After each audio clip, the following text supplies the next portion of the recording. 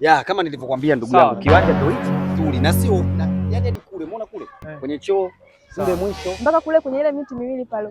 Hadi kule. Sawa, kiwanja kikubwa kizuri kimenivutia sana. Mimi ndio maana nimekutanisha na mwenyewe. Kweli. Huyu hapa ndio mteja. Sasa hapo dada yangu kweli tusizunguke tusipoteze muda.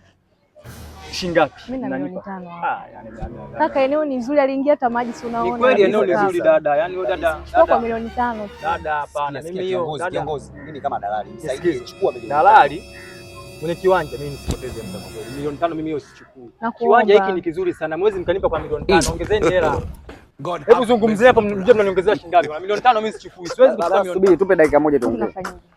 Nataka milioni. Basi mimi namuongezea 2. Wewe kwa milioni ngapi? Milioni 7. Milioni 7 na mimi kwenye udalali wangu nitaongeza milioni 1. Mpe moja. Eneo lishaka sana tutakosa mteja. Kweli 8. Sasa sikiza, nimeongea hapa na dada kiwanja hichi. Yeye amesema atatoa milioni ngapi? Nitaongeza 2 hiyo 7. Wewe 7. Na mimi kwenye udalali wangu, hela yangu ya udalali nitaongeza milioni 1, tukupe milioni 8. Aha, kwa hiyo kwenye kiwanja hiki mnanipa kwa milioni 7, si ndio? Milioni 8. Na hiyo moja inakuwa 8. Yeah. Milioni 8. Fisa bila, acha nikosa nyewe mpate.